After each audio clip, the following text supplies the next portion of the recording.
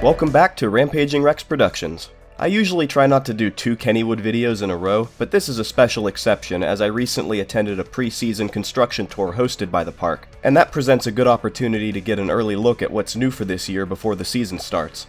So let's head in so I can show you how things are progressing.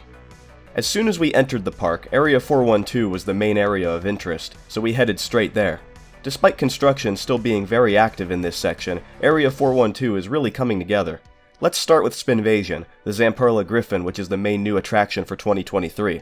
The mural behind the ride is completely finished, and it looks phenomenal. The pictures on social media really don't do it justice. The mural is much larger in person and will no doubt make a phenomenal backdrop when the ride gets up and running. Speaking of which, it seems that everything but the ride itself is done in this part of the area. The perimeter fence is installed in a nice bright shade of green, which I'm a fan of, and the queue looks about done as well. This queue sort of extends to occupy part of the former King Kahuna plot of land, but not by much.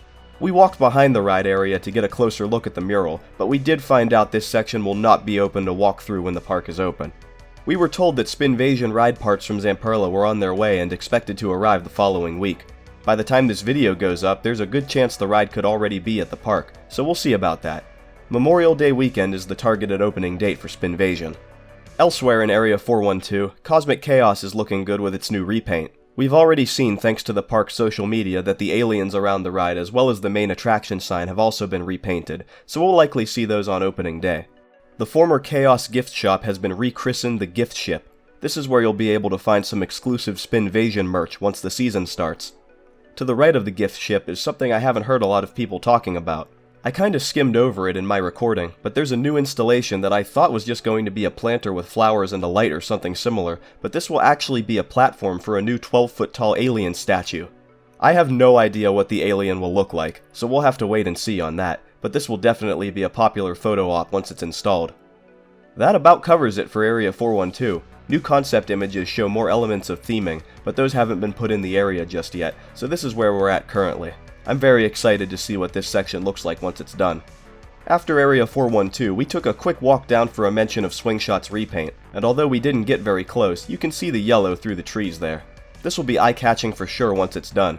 The pagoda was the next stop on our tour, and it was there the park announced a facelift for the historic building.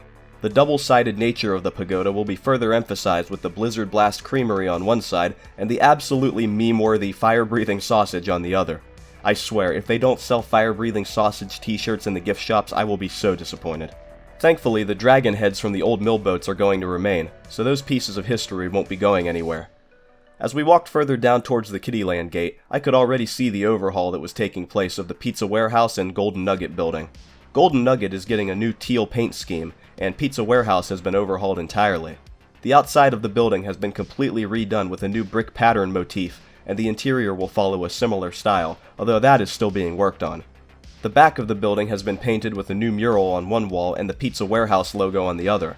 Between these and the Spinvasion mural, Kennywood sure is looking a lot more colorful this year.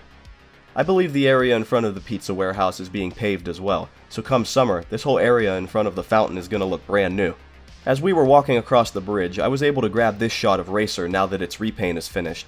With this, all of the wooden coasters have now been repainted, and is it just me or are there way more of these Kennywood benches now?